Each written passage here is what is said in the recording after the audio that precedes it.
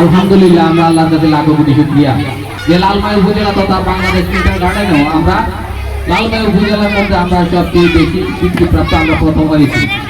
এটা আজকের নয়, এটা আমাদের 2008 থেকে আরম্ভ করে অদ্যাবধি পর্যন্ত হাঁটি হাঁটি পা পা করে আমাদের এই বিদ্যালয় আজকে 17 বছর অতিবাহিত করছে। আগামী 2027 সালে 1.5 যুগ করতে হবে আমাদের।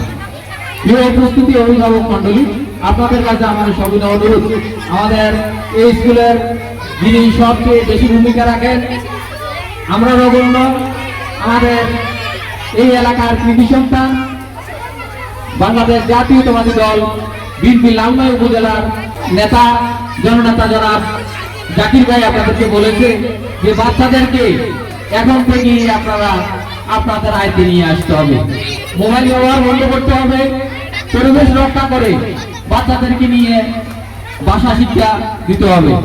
আজকের এই বাচ্চারা যাতে তাদের এই মানে আজকে পুরস্কার পেয়ে তারা যাতে ভবিষ্যতে আরো ভালো করতে পারে আপনাদের সহযোগিতা কামনা করে আমার আজকের এই আমাদের 29 জন এই বাচ্চা বৃত্তি পেয়েছে আমাদের স্কুল থেকে।